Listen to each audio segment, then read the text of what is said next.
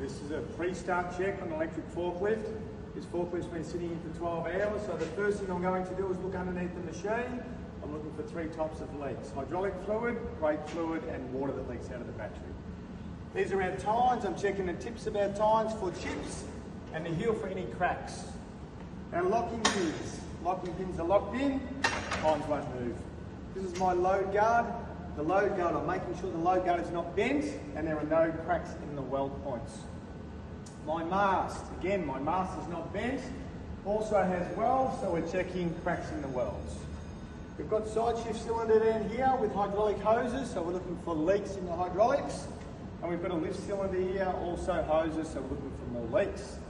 These are our chains. Our chains are well lubricated and they're sitting over the pulley system.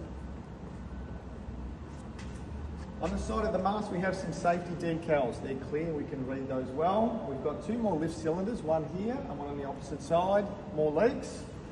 And 2 tilt cylinders, one here, the other side. Again, we're looking for more leaks in the hydraulics. Now tyres. The tyres, we're looking for big fist-sized chunks of rubber missing. This piece is actually okay. We're making sure the tread is not worn down too far and the tread wear is nice and even across all 4 tyres. The side wall of the tyre here is not damaged. The tyre is attached to the wheel and the wheel is attached to the forklift properly. Moving up, our handle is secure. We've got our lights, they're made of plastic, so we're making sure they're not cracked. And the mirror's also plastic, so that's also not cracked.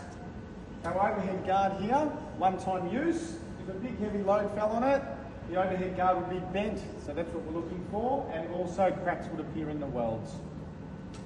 Our seat here is secure. Adjust the seat, make sure that locks in. And we've got our seat belt. We're just making sure it's not cut or ripped. Plug that seat belt in and make sure that's going to lock you in. Once we get to the back, we just start at the top. Our lights are not cracked.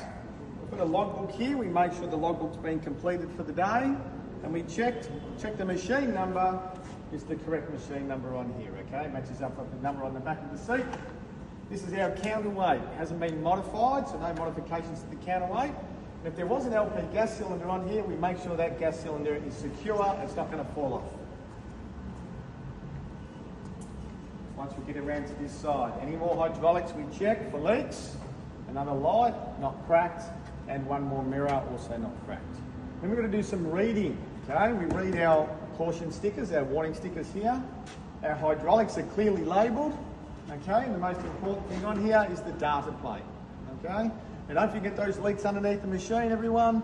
Hydraulic fluid, water from the battery, and brake fluid.